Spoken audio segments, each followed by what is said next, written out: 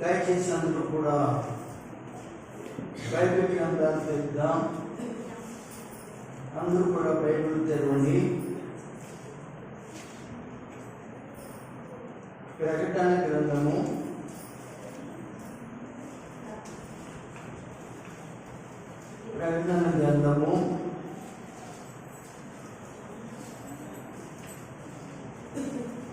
10 ఒక్కరు కూడా బైబిల్ తెరవండి.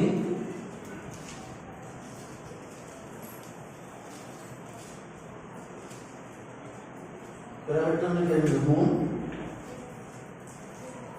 1వ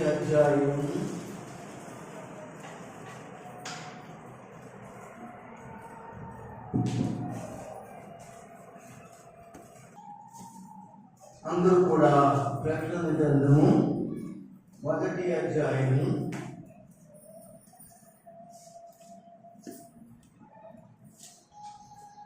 10వ వచనాన్ని చదువుకున్నాం. ప్రభువు దినమందు ఆత్మవశుడై ఉండగా ఊరధ్వని వంటి గొప్ప స్వరము నీవు చూచుచున్నది. చాలా ప్రతి ఒక్కరు కూడా గమనించండి. ప్రకటన గ్రంథము 1వ అధ్యాయము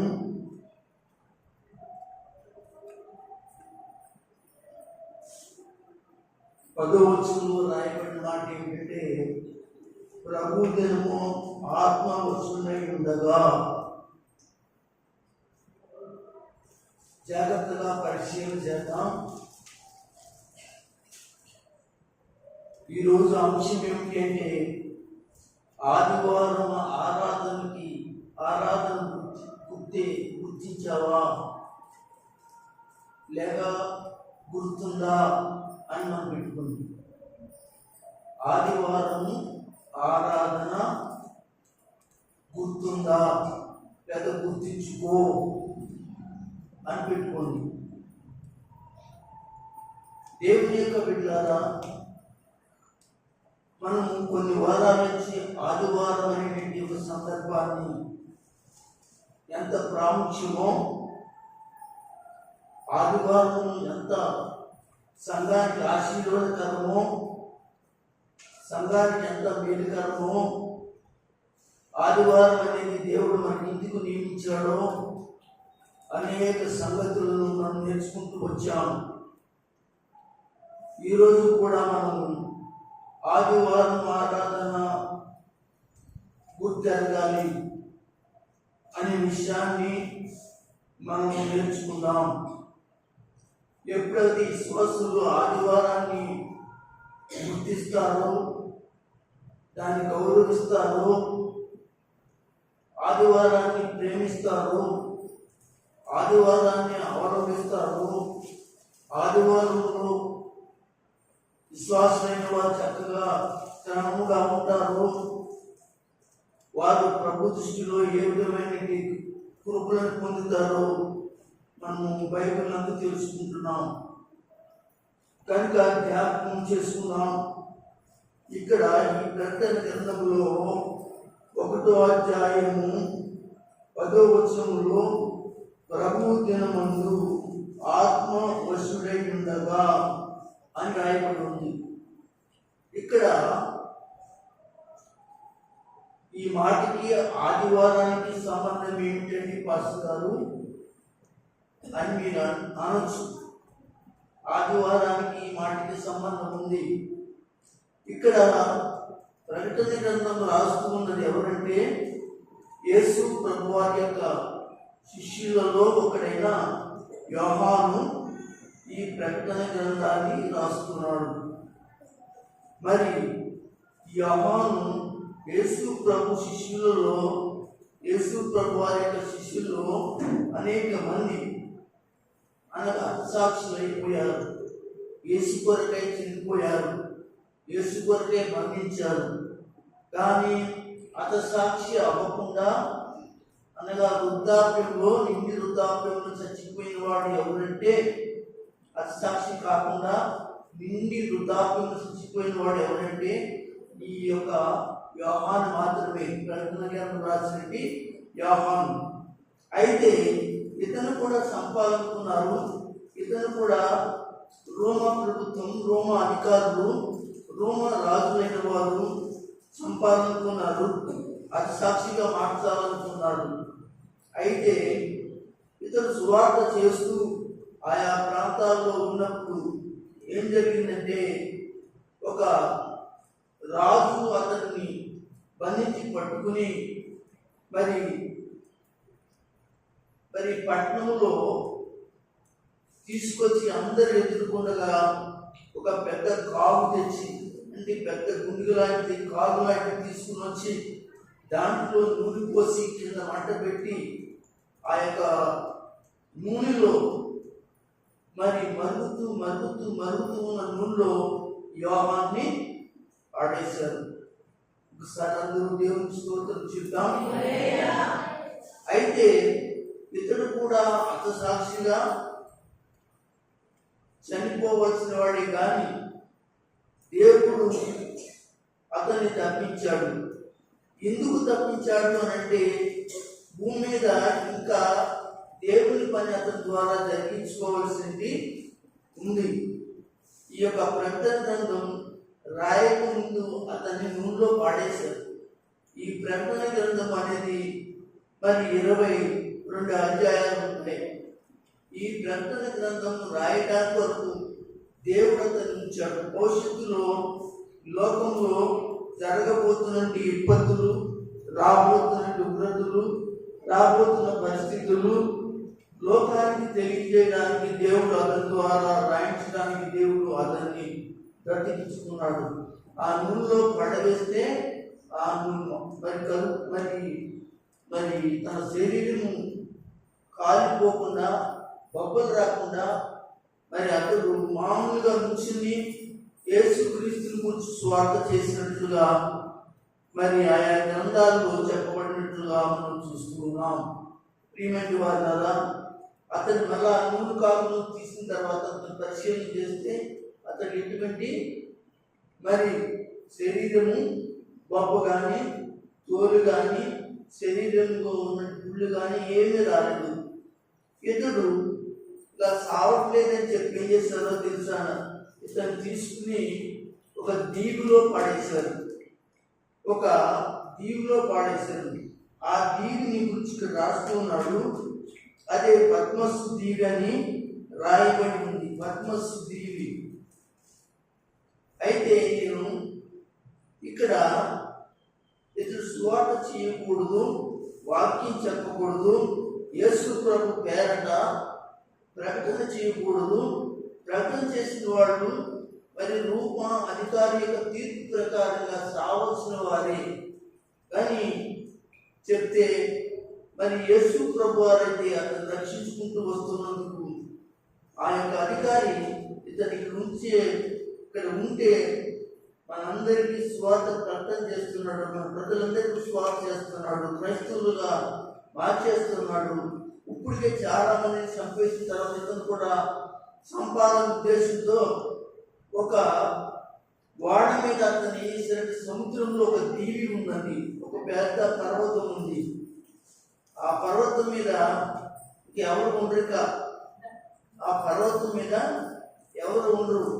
జంతువులు కానీ, అడవి మృగాలు కానీ, పాములు కానీ, కూర మృగాలు కానీ తప్ప ఎవరు మనుషులు అక్కడే ఉండరు. ఆ రోజుల్లో రోమా ప్రభుత్వాన్ని ఎదిరికిచ్చిన వాళ్ళు కానీ, రోమా ప్రభుత్వానికి రాజకీయంగా తిరుగుబాటు చేసిన వాళ్ళు బందిపోట్లు కానీ ఆ దీవిలో పాడేసేవారు. అక్కడే ఉండి ఆకలి చేత చావడం కానీ, లేక అక్కడ ఉన్నట్టు మృగాల చేత చావడం కానీ ఉంటుంది. కానీ అక్కడి నుంచి బయటికి రావాలి అని అంటే అతను సముద్రం దాటుకుని రావాలి. సముద్రము దాటి రావాలంటే సముద్రము మరి ఎంత దూర ప్రయాణమో ఆలోచించింది. మధ్యలో ఎలా రావాలనుకుంటే మధ్యలో పెద్ద పెద్ద మరి నీటిలో ఉన్నటువంటి చేపలు లాంటివి, మరి అనేకమైన జంతువులు మింగేసేటువంటి చంపేసే పరిస్థితులు కూడా జరుగుతుంది. కనుక చాలా మందిని అలా వేయడం జరిగింది. అలాగే యేసు శిష్యుడైనది మరి మరి యోహాను కూడా అక్కడ పాడేయడం జరిగింది. ఇది పద్మసు ద్వీపంలో జరిగింది, పెద్ద పద్మసు ద్వీపం అది.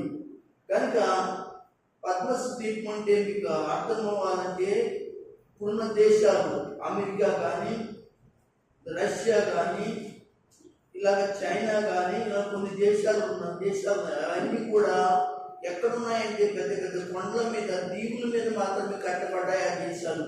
అంటే సముద్రమయాన మనం కూడా ఇప్పుడు మన భారతదేశం కూడా సముద్రం యొక్క చుట్టూ ఉంది, మయాన మాత్రమే ఇది ఉందన్నమాట. అంటే దేవుని బిడ్డలారా, దేశాలు అనబడినవి, ఆ దేశాల్లో ఉన్న రాజ్యాలు, పట్టణాలు, గ్రామాలన్నీ కూడా ఒక జీవి, ఒక దేశం అనేటువంటి వారు మరి జీవించేటువంటి పరిస్థితిలో భూమి మీద ఉన్నారు. భూమి అనేది అనేకమైనటువంటి పర్వతాలతో నిండి ఉన్నటువంటి దీవులు, అలాగే ఒక దీవిలో పడేశారు. అది దేవుని బిడ్డలారా, ఇప్పుడు వరకు కూడా పద్మసు దీవి ఉంది, అక్కడ పెద్ద సరసాలు కూడా కట్టబడింది. అక్కడికి రోమా ప్రభుత్వం అనగా కఠినమైన చర్యలు తీసుకుని అక్కడ పాడేస్తారు. అక్కడికి ఎవరు వెళ్ళేటువంటి అవకాశం ఉండనే లేదు. అలాగా ఈ యొక్క యోహాను పడేసినప్పుడు ఏం జరిగిందంటే, ఒకరోజు అతడు అనగా ప్రార్థన చేసుకోవడానికి సిద్ధంగా ఉన్నాడు. ప్రార్థన చేసుకోవాలంటే అతను మరి ప్రభు అయిన యేసుక్రీస్తును ఆరాధన చేయడానికి ఆదివారం దినం అతనికి దేవాలయం కావాలి. ఇప్పుడు అక్కడ దేవాలయం లేవు, చెట్లు, పుట్లు, కొండలు, పర్వతాలు, రాళ్ళు తప్ప ఏమీ లేవు అక్కడ. ఏం జరిగింది అంటే అక్కడ అప్పుడు ఆయన ప్రార్థన చేసుకోవడం జరిగింది. అయితే ఇక్కడ ఏమన్నాడో తెలుసా, ప్రభు దినమందు ఆత్మవశుడై ఉండగా, ఇక్కడ ఆత్మ చేత నింపబడ్డాడు. ఏ రోజు అంటే ప్రభు దినము. ప్రభు దినము అంటే అక్కడ అండర్లైన్ చేసుకోండి, ఆదివార దినము. ప్రభు దినం అంటే ప్రభు దినమే ఆదివారము, ఆదివారమే ప్రభు దినము. కనుక ఈ ప్రభు దినమున అతడు చూడండి, బందీకానంలో ఉన్న ఆ యొక్క ప్రజలు లేని చోటు ఉన్న అతడు ఆరాధన చేసుకోవడానికి ఆసక్తి కలిగిన వాడు మోకరించి ప్రార్థన చేస్తుండగా దేవుడు దర్శనంలో ఈ ప్రకటన గ్రంథాన్ని రాయడానికి దేవుడు కృప చూపాడు. అందరూ గట్టిగా స్తోత్రం చెప్పండి, రెండు చేతులు పైకి స్తోత్రం చెప్పండి. అయితే నేనేం చెప్పాలనుకున్నానంటే, ఆదివారం ఏంటి ఆరాధన ఏం చేయాలి, గుర్తించాలి. ఎంత ప్రాముఖ్యమైనదో గుర్తించాలి, తెలుసుకోవాలి. అయితే ఈ ఆరాధన దినమందు మనకి ఎంతో అవసరం. ఆదివారం ఆరాధన దేవుని మందిరంలో చాలా ప్రాముఖ్యమైనది. యవనస్తులైన వారు, అలాగే స్త్రీలైన వారు, సంఘమైనటువంటి వారందరూ కూడా ఆదివారం ఆరాధనకు రావాలి. అంతేగాని ఆయా పనులు చూసుకోవడం, లేక ఆయా పరిస్థితుల్లో అనగా ప్రయాణాల్లో మనము మరి కాలక్షేపాల్లో ఉండకూడదు. ఎందుకంటే ప్రభు దినమున మనం దేవుడిచ్చిన సమయం కనుక దేవుని వాక్యం సెలవిస్తుంది. బైబిల్లో చెప్పబడిన విషయాలు మనం నేర్చుకోవడానికి ఇష్టపడదాం. విశ్రాంతి దినము మరి గడిచిన తర్వాత మరుదినమున అని బైబిల్లో రాయబడుతుంది. విశ్రాంతి దినము అంటే ఆదివారం అండి, శనివారం చెప్పండి. విశ్రాంతి దినం అంటే ఆదివారం కాదు, శనివారం. మనం ఉచ్చరించినప్పుడు, ప్రార్థన చేసినప్పుడు విశ్రాంతి దినం అనే మాట ఉచ్చరించకూడదు. బైబిల్లో లేవి కాండంలో రాశాడు, తీయనక్కర్లేదు అనగా 23వ అధ్యాయంలో చెప్తాడు. మరి సంఘము సమాజంగా కూడుకోవడానికి, పరిశుద్ధముగా కూడుకోవడానికి, పరిశుద్ధముగా ఆరాధన చేసుకోవడానికి విశ్రాంతి దినము గడిచిన మరుదినము అని రాయబడింది. జాగ్రత్తగా మీరు ఏంటంటే జాగ్రత్తగా ఆలోచించింది. విశ్రాంతి దినం అంటే ఎప్పుడు వచ్చింది? మరుదినం అంటే తెల్లారి, అంటే మరుదినం అంటే తెల్లారి. అక్కడ అలాగే రాశాడు లేవికాండంలో అన్నమాట. మరుదినం అయితే అనగా మీరు సంఘముగా కూడుకున్న వాళ్ళను, సంఘముగా కూడుకున్న వాళ్ళను అని దేవుని వాక్యంలో రాయబడి ఉంది. అంటే దేవుడు పాత నిబంధనలో ఎంత ప్రాముఖ్యంగా రాశాడో అలాగే కొత్త నిబంధనలో మరి అంత ప్రాముఖ్యంగా దేవుడు ఆరాధన గురించి రాశాడు. దేవునికి స్తోత్రం చెప్పండి. హల్లెలూయా, హల్లెలూయా. ఏమండి, బైబిల్లో ఒక మాట ఉంది, విశ్రాంతి దినము, మనుషులు విశ్రాంతి దినము కొరకు నియమించబడ్డా? మనుషులు విశ్రాంతి దినమునకు నియమించబడ్డా? విశ్రాంతి దినం మనిషి కొరకు నియమించబడిందా అని శాస్త్రులతో పరిచయంతో మార్కు సువార్తలో 2వ అధ్యాయము ఆఖరి వచనాల్లో దేవుడు రాసి ఉంచుతాడు. అందరూ గట్టిగా స్తోత్రం చెప్పండి. శాస్త్రగలరా? మార్కు సువార్త 2వ అధ్యాయము ఆఖరి వచనాల్లో శాస్త్రగలరా? మరియు విశ్రాంతి దినం మనుషుల కొరకే నియమింపబడింది. కొద్ది గట్టిగా చెప్తున్నానా? మరియు విశ్రాంతి దినం మనుషుల కొరకే నియమింపబడింది. విశ్రాంతి దినం మనుషుల కొరకే నియమింపబడింది, కానీ మనుషులు దేవునికి స్తోత్రం చెప్పండి. హల్లెలూయా.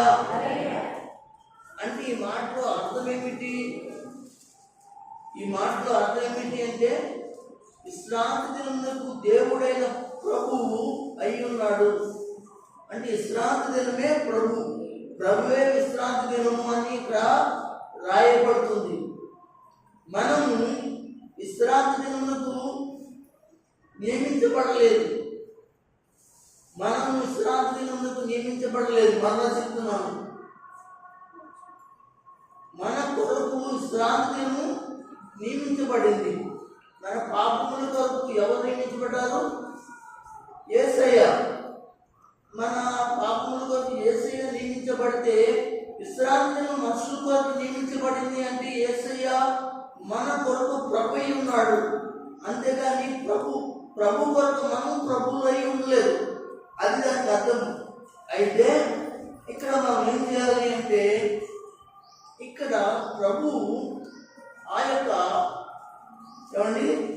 విశ్రాంతి దినాన్ని గురించి మాట్లాడుతూ లేవికాండంలో విశ్రాంతి దినం గడిచిన మరుదినం అని చెప్పాడు. అయితే ఇలా చెప్పుకుంటూ అన్నాడు. మరి విశ్రాంతి దినముల గురించి మాట్లాడుతూ 7 వారములు గడిచిన మరుసటి దినము అని రాస్తాడు. అందరూ స్తోత్రం చెప్పండి. చూడండి, 7 వారములు గడిచిన మరుసటి దినము. 7 వారాలు లెక్కటి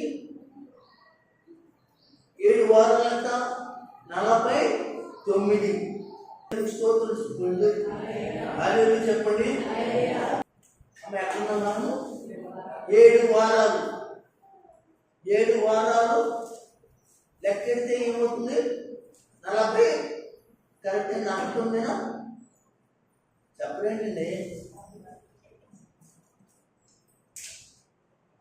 ఈ డేట్ ఎంత అమ్మా? ఈ డేట్ 7 వారాలు. వారానికి 7. వారానికి 7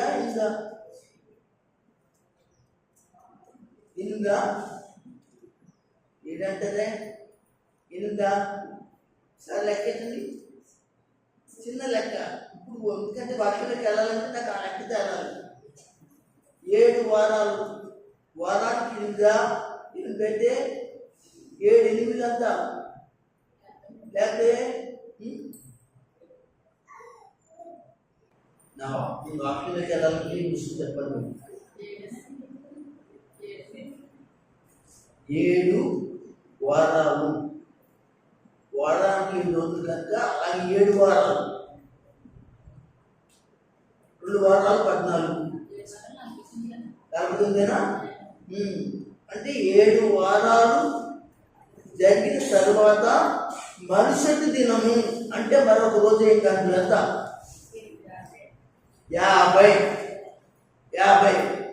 50వ రోజున మీరు సంఘముగా కూడుకుని ఆరాధన చేయండి. అంతా కూడా పాత నిబంధన ఇవన్నీ. అంటే 50వ రోజున మీరు ఏం చేస్తారు? సంఘంగా కూడుకుని అనగా ఆరాధన చేయమని చెప్పి ఆయన మాట్లాడటం జరిగింది. ఈ 50వ సంఖ్య మనం ఎక్కడికి వెళ్ళాలి అంటే అపోస్తుల కార్యం 2వ అధ్యాయం పెంటెకోస్తులోకి వెళ్ళాలి.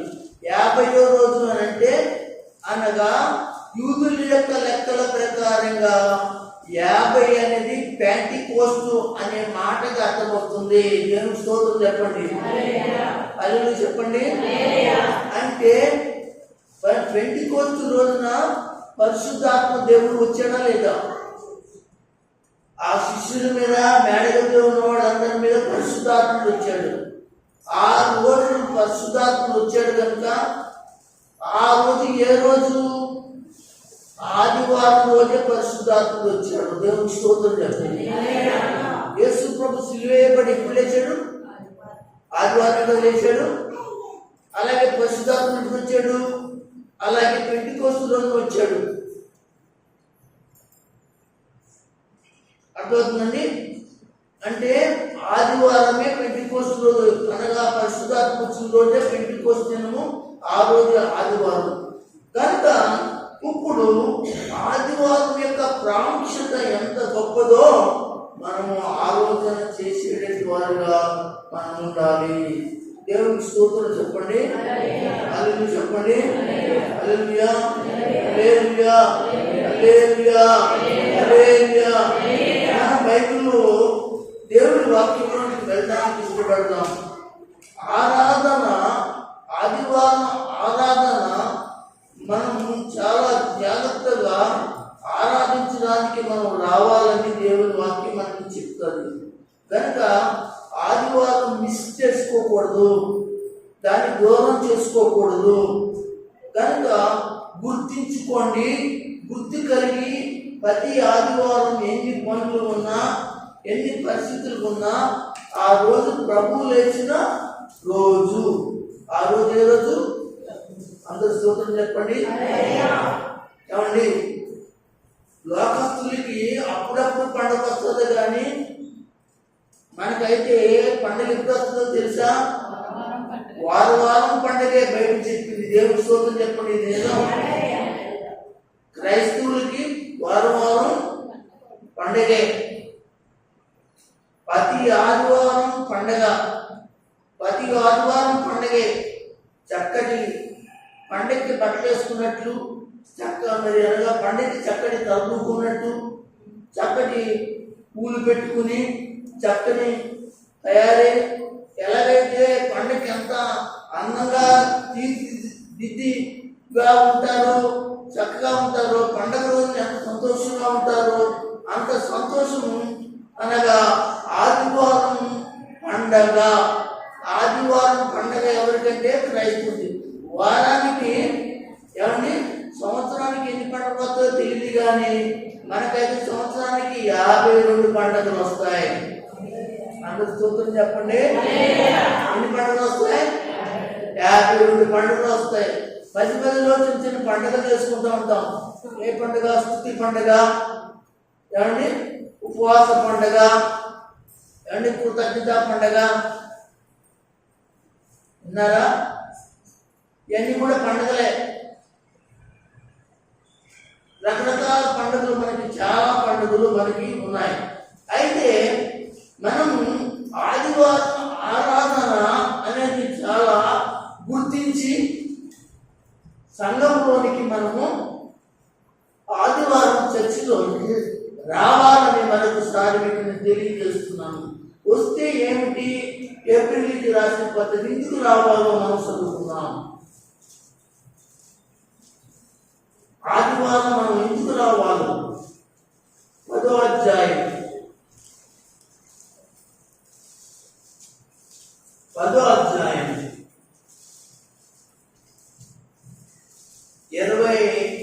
4వ వచనం చదువుతారా? కొందరు మానుకొనుచున్నట్టుగా హెబ్రీయులకు రాసిన పత్రిక 10వ అధ్యాయము 24వ వచనం. కొందరు మానుకున్నట్లుగా మాతృగా ఉండట మానక సమాజముగా కూడుట మానక ఒకరినొకడు హెచ్చరించుచు ఒకరినొకరు హెచ్చరించుచు ఆ దినము సమీపించుట యేసు రాకడ సమీపించుట మీరు చూసిన కొలది మీరు చూసిన కొలది మరీ మరీ ఎక్కువగా చేయుచు అలాగు చేయొచ్చు. ప్రేమ ప్రేమ చూపుటకును చూపుటకును కార్యము చేయుటకును సత్కార్యం చేయుటకును ఒకరినొకడు కృతజ్ఞులు ఒకరినొకరు కూడా గురుకొల్పుకోవడానికి ఆలోచిద్దాం. అందుకొరకే ఆరాధనలో మనం కూడుకోవాలి, గురుకొల్పుకోవడానికి ఒకరికొకరు హెచ్చరించుకోవాలి, ఒకరికొకరు మాట్లాడుకోవాలి, ఒకరికొకరు అనగా సంభాషణ చేసుకోవాలి. పరిస్థితులను దేవుని యొక్క రాకడ కొరకు సిద్ధపడుతున్నట్టు సంఘం. ఇక్కడ సావాసము అనేది మనకి కనబడుతుంది. ఆదివారం అనేది ఆరాధనలో మనకి సావాసం కనబడుతుంది. ఆదివారం సావాసము లేని ఆదివారం ఎక్కడికి వెళ్ళినా బయట సవాసాలని సరైన సవాసాలు కానే కావు. కొందరు మానుకుంటున్నట్లుగా విన్నారా?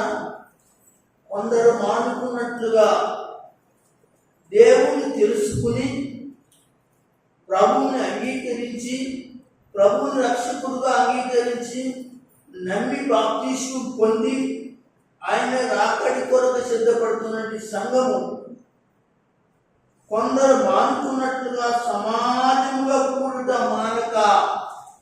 మానమన్నాడా మానొద్దన్నాడా? మానక అంటే సమాజ మందిరంలోనికి, దేవుని యొక్క మందిరంలోనికి, ఆరాధనలోనికి, ఆరాధన గురించి గుర్తు పెట్టుకోండి. ఏమండి, ఎన్నైనా గుర్తుంటాయి కానీ ఆదివారం గుర్తుంటుందా?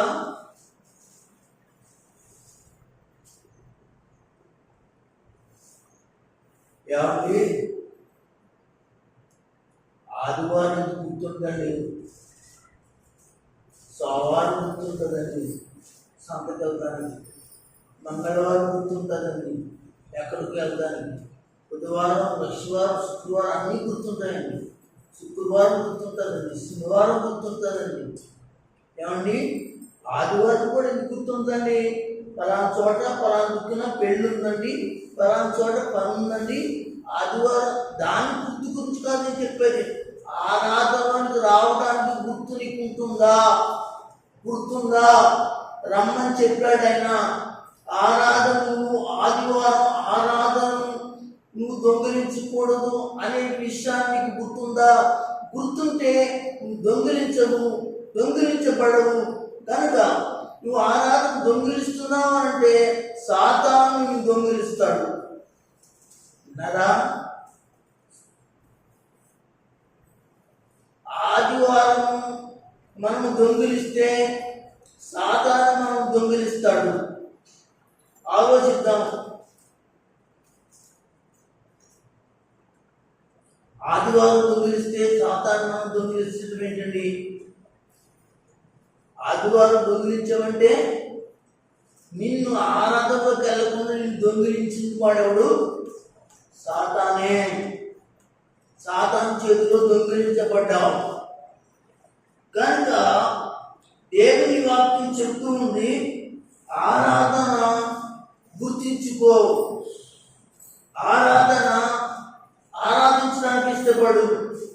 ఆనాడు అపోస్తలులు అనగా దేవుని ఆరాధించడానికి అపోస్తలుల బోధ యందును, ప్రార్థన యందును, ఏమండి సవాసమందును, రొట్టె విడిచి యందును వారు ఎడతెగక వారు దేవుని ఆరాధన చేశారని సంఘంలోనికి దేవుని బోధ పరిశుద్ధాత్మ బోధించడం జరిగింది బైబిల్ గ్రంథంలో. కనుక ప్రియమైన దేవుని బిడ్డలారా, విశ్వాసము కలిగి ఉండటం చాలా అవసరం. ఒకరినొకరు పురుకొల్పించుకోవడం మంచిది. ఆదివారమే పురుకొల్పించుకుంటాం ఒకరికొకరు. కనుక చాలా మంది అనుకుంటూ ఉంటారు, ఆదివారం మీ జీవితంలో పురుకొల్పు అనేది లేకపోతే పరిశుద్ధాత్మను మిమ్మల్ని పురుకొల్పడానికి, మిమ్మల్ని హెచ్చరించడానికి, మిమ్మల్ని నడిపించడానికి ఆరాధన మాత్రమే దేవుడు ఏర్పాటు చేశాడు.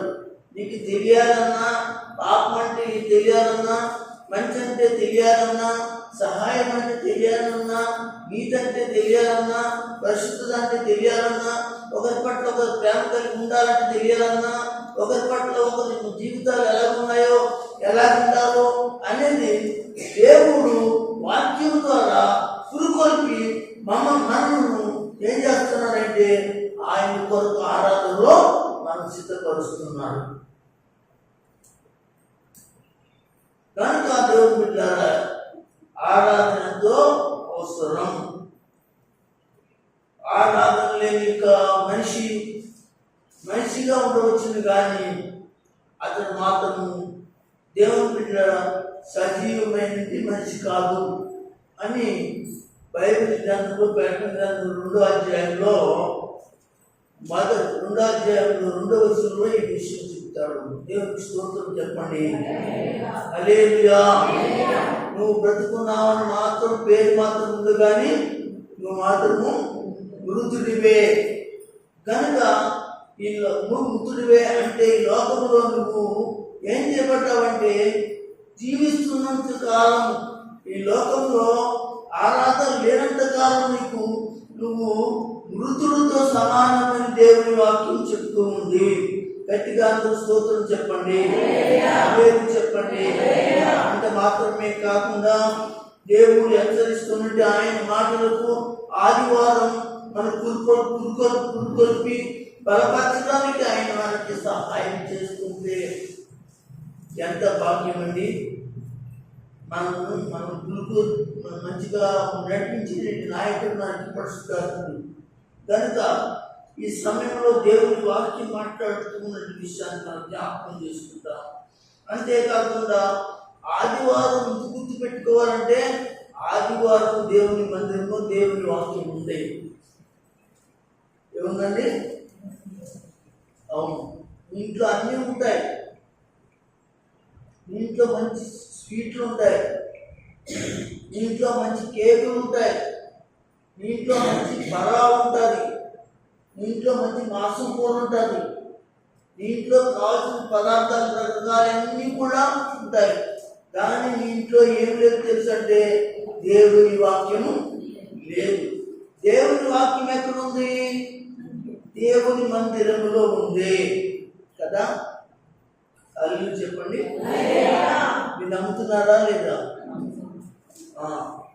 నమ్ముతున్నవారు కాబట్టి అలాంటి గ్రంథంలో చెప్తాడు, 3:10 చెప్తాడు చూడండి, దేవుని మందిరంలో ఆహారం ఉంటున్నట్లు అంటాడు.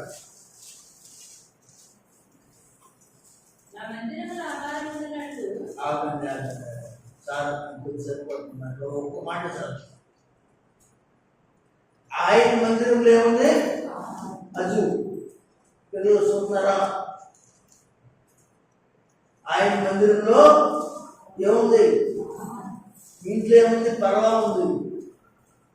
అమ్మా ఈరోజు ఆదివారం చాలా మంది పర్వా చేసుకునేవాడు ఉంటారు. ఆదివారం పర్వా చేసుకుంటారు, ఆదివారం మాసంతో వండుకుంటారు. మంచిదే. వారం అంతా ఏది వండుకున్నా ఆదివారం అన్నా అనగా ఆరోగ్యం కోసం, బలం కోసం మాసం కూర వండుకోండి, తప్పేమీ లేదు. తినకూడదని దేవుడు చెప్పరా. కానీ దాంతోపాటు దేవుని వాక్యమైన ఆహారం కూడా తినడానికి దేవుని మందిరంకు రావాలని గుర్తించుకోవాలి. దేవుని మందిరంలో ఆహారం ఉంది. ఏముంది? బయట ఏముంది? నీకు ఆహారం లేదు. ఏముందో తెలుసా? సొల్లి మాటలు ఉన్నాయి బయట, ఆడితో కూర్చోవడం ఉంది. నీకు బయట ఏముంది? పని ఉంది. అవన్నీ కూడా నీ జీవితంలో ఆశీర్వాదకరం కాదు. వాక్యము నీకు దేవుని బిడ్డలారా ఎంతో బలాన్ని ఇచ్చేదిగా వాక్యం ఉంది. కనుక ఆదివారం బోధ ద్వారా దేవుడు మీతో మాట్లాడినప్పుడు మీ జీవితాలు ఎలా ఉంటాయంటే ఎంతగానో ఆశీర్వాదకరంగా ఉంటాయి. అందుకే తిమోతికి రాసిన పత్రికలో చెప్తాడు కదా. చూద్దాం, తొందరగా ముగించుకుందాం. మనం తొందరగా ముగించుకుందాం. తిమోతికి రాసిన పత్రిక రెండో అధ్యాయం, 2 తిమోతికి రాసిన పత్రిక 4వ అధ్యాయం 2వ వచనం. వాక్యమును ప్రకటించుము, సేవకుడా వాక్యము ప్రకటించుము. సమయమందును సేవకుడా సమయమందును ప్రయాసపడుము, అసమయమందును కూడా వాక్యం చెప్పడానికి ప్రయాసపడము. సంపూర్ణమైన దీర్ఘశాంతముతో వాక్యము ఉపదేశించుము. వాక్యము చేత ఖండించుము. వాక్యము చేత గద్దించుము. వాక్యము చేత బుద్ధి చెప్పుము. దేవునికి స్తోత్రం. ఏమన్నా ఇవన్నీ ఎక్కడ జరుగుతాయి? దేవుని యొక్క మందిరంలో, ఆరాధనలో జరుగుతాయి. కొంతమందికి గద్దింపు ఇష్టం ఉండదండి, కొంతమందికి దిద్దుబాటు ఇష్టం ఉండదండి. ఉన్నారా? కొంతమంది దిద్దుబాటు ఇష్టం ఉండదండి. మంచిగా ఉండరా బాబు, మంచిగా జీవించరా బాబు, మీ తల్లిదండ్రులకు మంచిగా ఉండరా, మీ అన్నదమ్ములకు మంచిగా ఉండరా, మీ గ్రామానికి మంచిగా ఉండరా, సంఘానికి మంచిగా ఉండరా బాబు అంటే వాళ్ళకి ఇష్టం ఉందని. కొంతమంది ఆడపిల్లలకి మగపిల్లలకు కూడా ఇష్టం ఉంటుంది. జాగ్రత్తగా ఉండమన్నందుకు వాళ్ళు ఏం చేస్తారంటే, అన్న వాళ్ళని ఏం చేస్తారో తెలుసా, ఏదైతే చూపించి వాళ్ళ మీద విరోధంగా ఉంటారు. అందుకే నేను కొంతకాలం నుంచి కొంతమంది విషయాల్లో ఏం చేశానంటే కాముగా ఉన్నాను. ఎందుకో తెలుసంటే, వాళ్ళకి చెప్తున్నది ఎలా ఉందంటే, వాళ్ళు చేసేది తప్పు వాళ్ళకి మంచిగా ఉంది. నేను చెప్పేదేమో మంచి మాట వాళ్ళకి తప్పుగా ఉంది, వాళ్ళు చేసేదేమో తప్పు అయితే మంచిగా ఉంది. అందుకే నేనేమనుకున్నానంటే, ఇంకా వీళ్ళకి దేవుడు తప్ప ఇంకెవరు చెప్పడానికి కుదరదు, దేవుడు చెప్తే వాళ్ళే లైన్ అవుతారు అంటున్నాను నేను. దేవుడు చెప్తే లైన్ అవ్వే వరకు కూడా ఉంటే ఎవరికి నష్టం? అనగా చెప్పించుకునేవాడికే నష్టం. కనుక అంతకు ముందే ఆ లైన్ రాకుండా, ఆ దేవుడు నిన్ను లైన్ పరచకుండా ముందుగానే దేవుడు తన హెచ్చరిక ముందుగానే పంపుతున్నాడు. ఏమంటే ఒక తుఫాను వస్తుంది కదా, తుఫాను వస్తుంది. ఆ తుఫాను హెచ్చరించడానికి ఒక వ్యక్తిని దేవుడు పెట్టాడు. అప్పుడు ఆ తుఫాను నుంచి తప్పించుకోవాల్సిన బాధ్యత గ్రామానికి, ఆ కుటుంబానికి ఎంతో అవసరం ఉంటుంది. ఒకవేళ తప్పించుకోలేదనుకోండి, ఏమండి ఆ హెచ్చరిక నాకింటికిలే, అలాగే చెప్తారులే, అలాగే అంటారులే, అలాగే ఉంటారులే, మనకింటికిలే, మన జీవితం మందే, మన ఇష్టం మందే ఆయన అలాగే చెప్తాడులే. మనకి ఈరోజు ఎవడు పెడతాడు? ఆయన పెడతాడా? ఈరోజు మనకి ఎవడు చేస్తాడు?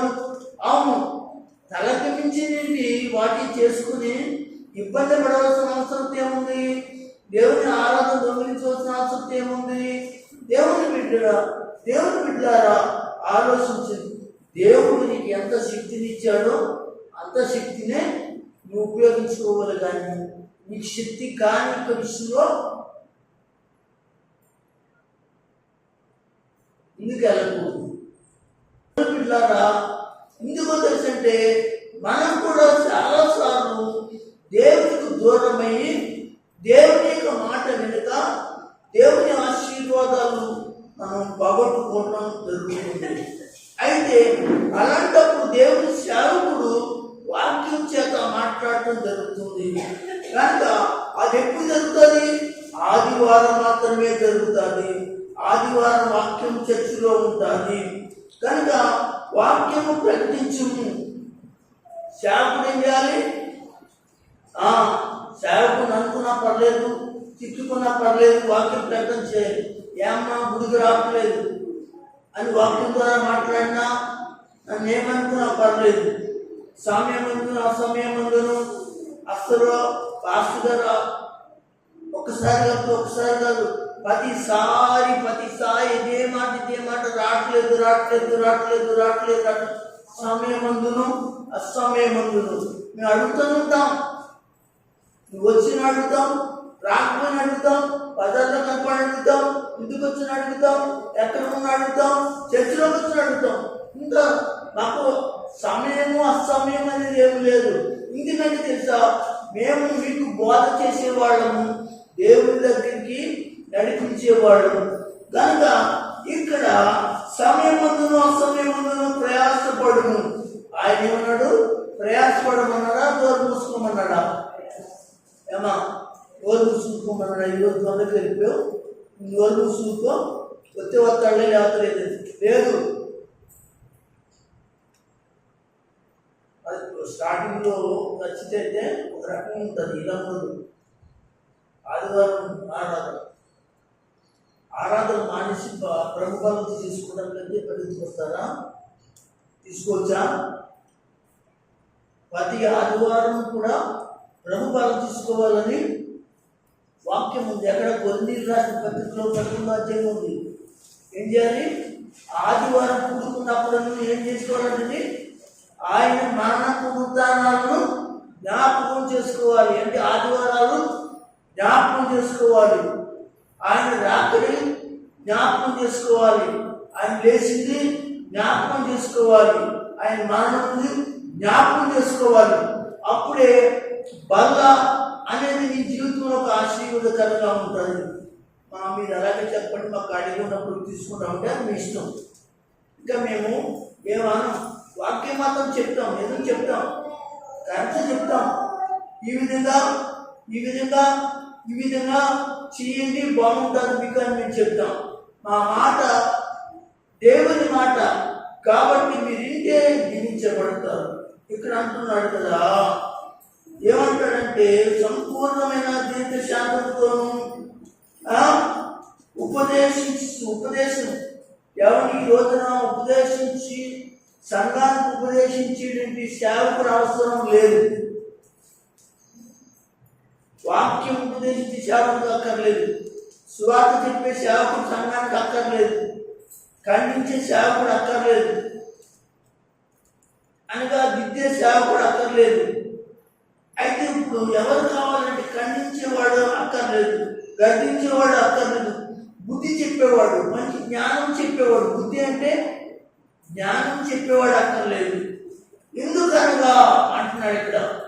ఎందుకనగా అంటే సంఘం ఏమైపోయిందో తెలుసు అంటే, జనులు అంటే సంఘం ఏమైపోయారంటే హితబోధను సహింపగా దురదర్శకులు గలవారై తమ స్వకీయ దురాశలు వాళ్ళ సొంత నిర్ణయాల ప్రకారంగా వస్తున్నారట, పోతున్నారట.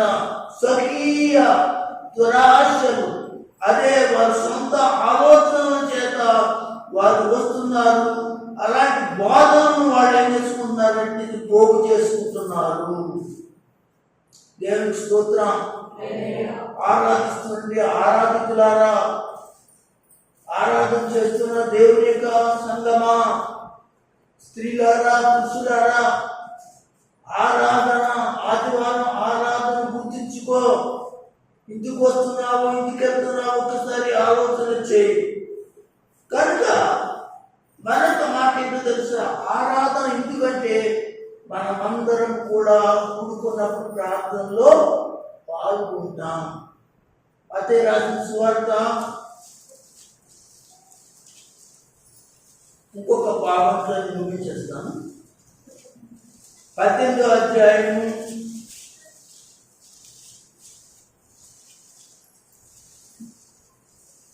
20వ వచనం చదవండి. ఇద్దరు ముగ్గురు నా నామమున ఎక్కడ కూడి ఉందరో, నా నామమున ఎక్కడ కూడి ఉందరో, ఎక్కడ కూడి ఉందరో చాలానా. ఇద్దరు కానీ, ముగ్గురు కానీ, నలుగురు కానీ, 10 మంది కానీ, 50 మంది కానీ, 100 మంది కానీ ఎక్కడ కూడుకుంటారు అంటే ఆరాధనలోనే కూడుకుంటారు. అందరూ గట్టిగా స్తోత్రం చెప్పండి.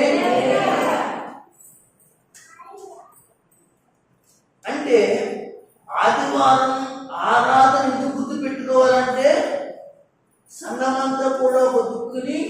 కూడుకుని ప్రార్థన చేసే రోజు, ప్రార్థించే రోజు, దేవుడిని అడిగే రోజు, ఆయన యొక్క మరణాన్ని జ్ఞాపకం చేసుకునే రోజు. మనము ఆయన మరణాన్ని ఎప్పుడు జ్ఞాపకం చేసుకుంటాం? ఈస్టర్కి జ్ఞాపకం చేసుకుంటాం, గుడ్ ఫ్రైడేకే జ్ఞాపకం చేసుకుంటాం.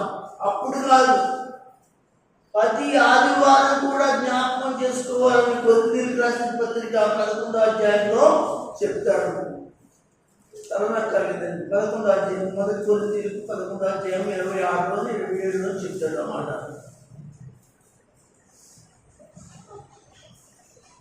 వదిలేము, తర్వాత చెప్పేసాను కదా. కనుక ఆయన మరణం గురించి మనం జ్ఞాపకం చేసుకునే విషయాలు అక్కడ మాట్లాడటం జరుగుతూ ఉంటుంది. సరే, ఇక్కడ ఏమన్నాడంటే, ఇద్దరు ముగ్గురు నా నామమున కూడి ఉండి వారి మధ్యన, ఎవరి మధ్యన? ఒకసారి చదువున్నమాట. మత్తయి సువార్త 18:8, 20, 18:20.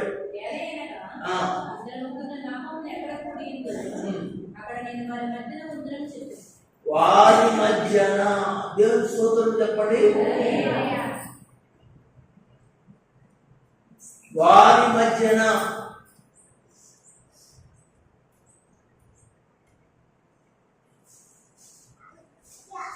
కదా, వారి మధ్యన,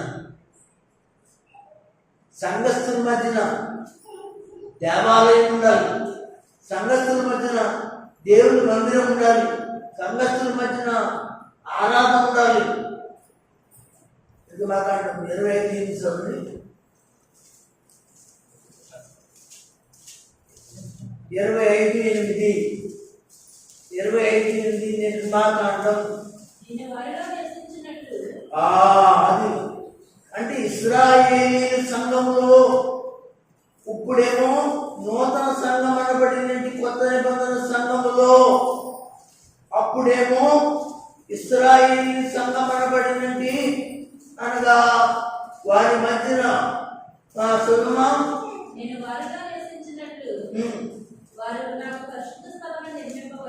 నా కొరకు ఒక మందిరాన్ని కట్టాలి. అందరు గట్టిగా స్తోత్రం చెప్పండి.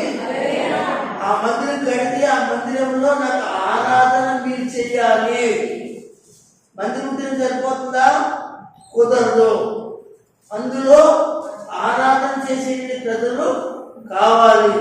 అందుకే ఆరాధన చేసే వారి మధ్యన ఆయన ఉంటున్నాడంటే దేవుని మందిరం నీ మధ్యన ఉంది. ఆరాధన అనేది ఎందుకు గుర్తుపెట్టుకోవాలంటే మనందరి మధ్యన దేవుడు ఉంటున్నాడు అనే విషయాన్ని గుర్తించుకోవాలి. అందరు గట్టిగా స్తోత్రం చెప్పండి, హల్లెలూయా చెప్పండి. ఆరాధన చాలా ముఖ్యమైనది. ప్రార్థనలో ఏకీభవించాలి, వాకింగ్ కోసం మనం వెళ్ళాలి, సావాసం కొరకు మనం అక్కడికి సిద్ధపడాలి.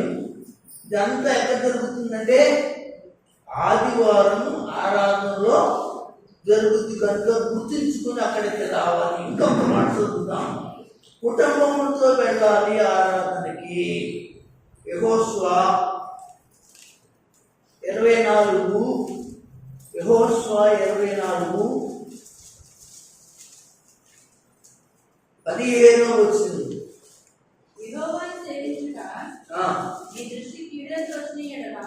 యెహోవాను సేవించుట, ఆరాధించుట నీకు కీడని తోచిన ఎడల ఎవరు సేవించుదురో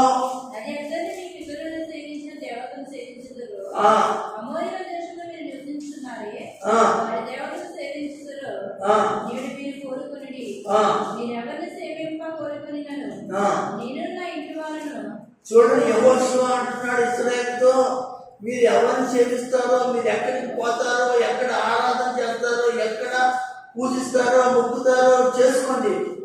ఆయా ప్రాంతాల్లో నుండి ఆ దేవతను మొక్కుతారో ఏం చేస్తారో తెలియదు. కానీ యెహోషువ అంటున్నాడు, నేను నా ఇంటి వారు మాత్రం ఖచ్చితంగా ఏం చేస్తాం, యెహోవా తప్ప ఇంకెవరిని కూడా ఆరాధన ప్రార్థన చేయము. అందరు గట్టిగా చెప్పగలరా?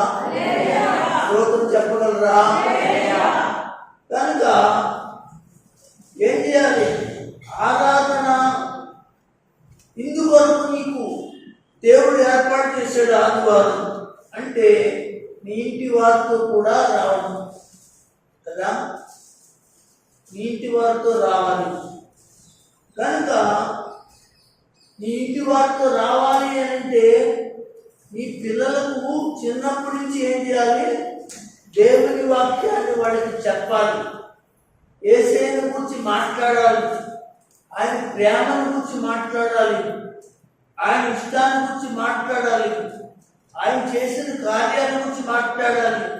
మన పిల్లలకి మన దేవుని గురించి బోధించాలండి. ఇశ్రాయేలీయులు బయలుదేరుతున్నప్పుడు అనగా సముద్రంలో పెద్ద పెద్ద రాళ్ళు తీసుకుని ఎత్తి మీద పెట్టుకుని 12 రాళ్ళు అనగా సముద్రంలో రాళ్ళు బయటకు వచ్చారంటండి. దేవుడు చెప్పాడు ఆ మాట, ఇశ్రాయేలు వారులారా, మోషే దయచేసి ఈ మాట మీరు సముద్రంలో మీకు కనబడిన పెద్ద పెద్ద రాళ్లను 12 రాళ్లను తీసుకుని సముద్రం దాటిన తర్వాత, ఎర్ర సముద్రం దాటిన తర్వాత తీసుకొచ్చి ఒక పక్కన పెట్టండి అన్నాడు.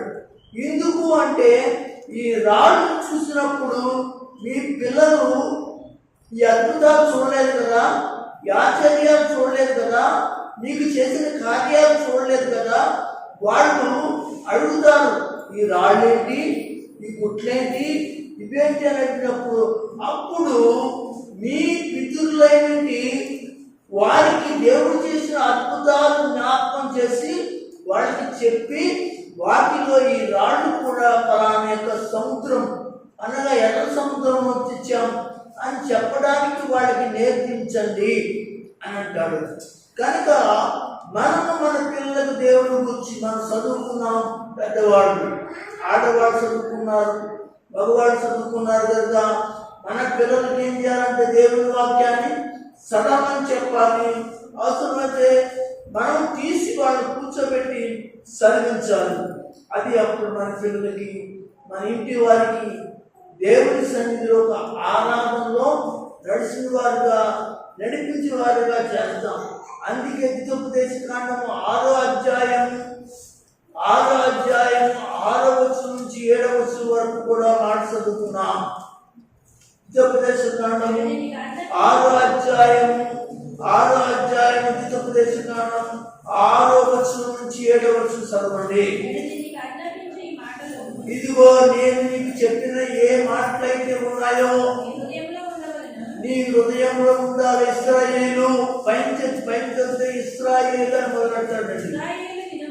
చూడండి, ఇశ్రాయేల్ అంటే ఇశ్రాయేల్ ప్రజలందరూ కూడా వినండి.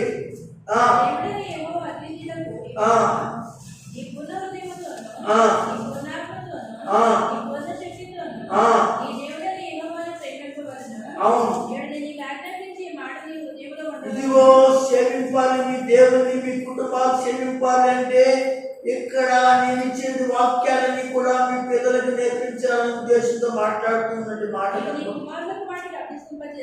అవి మీ కుమారులకు మీ కుమార్తెలకు అభ్యసించాలంటే నేర్పించాలి. వాక్యాలు, కంఠిత వాక్యాలు నేర్పించాలి, పాటలు నేర్పించాలి, వాక్యం నేర్పించాలి మీ పిల్లలకు.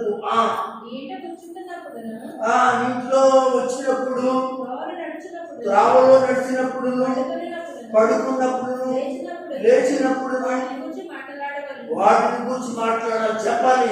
పొద్దున్నే లేచాడు, రే అబ్బాయి వాకింగ్ చదువుకోరా అని మాట్లాడాలి. పడుకున్నాడంటే రే పడుకోవద్దురా, వాకింగ్ చదవరా అని చెప్పాలి.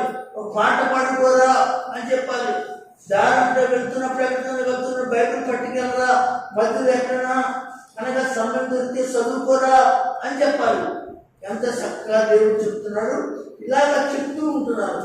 కానీ మన పిల్లలకి ఏం చెప్తున్నామంటే ఏమి చెప్పట్లేదు. మన పిల్లలే మనకి చెప్తున్నారు కదా. ఈ రోజున మన పిల్లలు మన మాట వింటలేదు, కానీ వాళ్ళ మాటే మనం వింటూ వాళ్ళు ఎక్కడికి వెళ్తానంటే అక్కడికి వెళ్ళటం, వాళ్ళు ఏం చేస్తానంటే అది చేయటం, వాళ్ళు మనకి నిర్ణయాలు మన మీద ఉంచకుండా వాళ్ళే నిర్ణయాలు తీసుకునే చేస్తున్నారంటే వాళ్ళ ఇష్టానుసారంగా బతకడానికి వెళ్ళిపోతూ తిరుగుతూ ఉన్నట్టు కనపడుతున్నారు. వాళ్ళకి మీరు చెప్పాలి, నీవును నీ ఇంటి వారిని యెహోవాను క్షమించాలి. ఆదివారం గుర్తుపెట్టుకో, ఆదివారం ఆరాధన గుర్తుపెట్టుకో. నీవును నీ ఇంటి వారు కూడా రావాలి అంటే ఇలాగ వాటికి వాక్యాలు నేర్పించాలి. అందరు గట్టిగా స్తోత్రం చెప్పండి.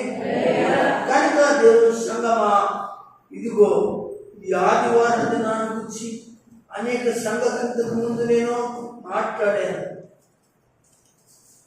మీకు బాగా అర్థం అవ్వాలంటే నా యొక్క అప్లోడ్ చేసిన వాక్యాల్లో ఆదివారం దినాన్ని గురించి మాట్లాడినది వీడియోలు ఉన్నాయండి. అవి ఎందులో ఉంటాయంటే ఆరాధన అనేది ఒక అంశంగా పెట్టి ప్లేలిస్ట్లో పెట్టానండి. ప్లేలిస్ట్లో పెట్టాను, అవన్నీ వచ్చేస్తాయి. ప్లేలిస్ట్లో పెట్టిన ఒక వాక్యాలు ఆరాధన అన్నీ వచ్చేస్తాయి. ఇలాగ ప్లేలిస్ట్లో ఏం పెట్టామో అన్నీ మీకు వచ్చేస్తాయి. అన్ని ఎత్తుకోకర్లేదు, 400 వీడియోలు మీరు ఎత్తుకోకర్లేదు.